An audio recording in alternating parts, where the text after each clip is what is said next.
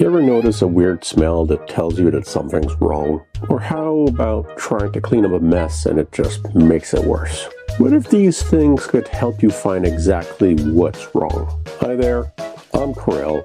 I'll be your CTO for this video. Despite what it might sound like, it's not the smell coming from the bedroom of a teenage boy who just started coding. It's more about the anti-patterns of eternal code stench. And while it doesn't attract ants, it can sometimes mean bugs. The reason why you should give a damn, like a biker approaching a sharp turn, it's all about making sure we have clean and efficient code. When code smells, then it doesn't align with prevention and maintenance and usually leads to some cleanup. To ensure that your project launches without the crowd reacting like the sweet perfume of a roadkill left in the sun. Imagine it's winter and there's snow everywhere. You let your dogs out for some dog business. After it's all done, you look at the business sinking into the snow and figure, it's okay, I'll pick it up later. Knowing full well the snow will swallow it.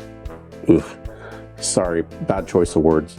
Essentially putting it out of sight. When the snow melts away, you're left with some business that needs tending to and just can't be ignored. If you're blind, you can smell it. If you can't smell it, you can see it. If you're blind and can't smell, then you can walk around and you get the point. Code smells come from those bad habits where incomplete business just is left there to be handled later. When later comes, the sweet smell of doggy number 5 makes it impossible to ignore, just like it becomes more and more of a challenge to make it from one side of the property to another without accidentally coming up with a good reason to throw away your shoes. Only in this case, when code smells are in your code, you don't throw away your shoes but your sanity. Code smells make your work not only unpleasant, but may significantly slow you down, much like conducting a foot race in a dog park on the first day that snow has disappeared. The winner isn't the first one to cross the finish line, but the first one to cross it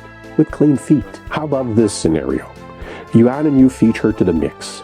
Feature just happens to be the cutest tail wagging thing. It's also a poop factory with a random setting that keeps resetting to random.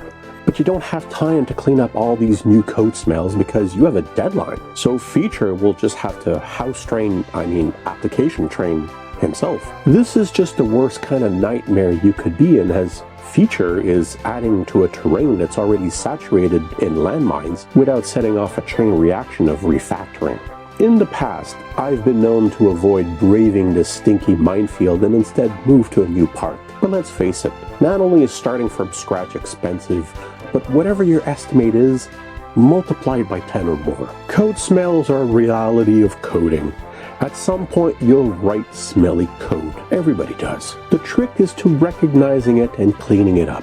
In the Code Smell series, we're going to dive deep into individual types of smells so that you can be better able to recognize them and also replace them with better long-term solutions. A code smell is a characteristic in the source code of a program that possibly indicates a deeper problem. Before you go, check out these 2 more videos on your left. The first was handpicked just for you. The second is our latest upload. Both will definitely entertain you and maybe teach you something new, assuming you can navigate away from this dog park of knowledge without stepping in, well, you know.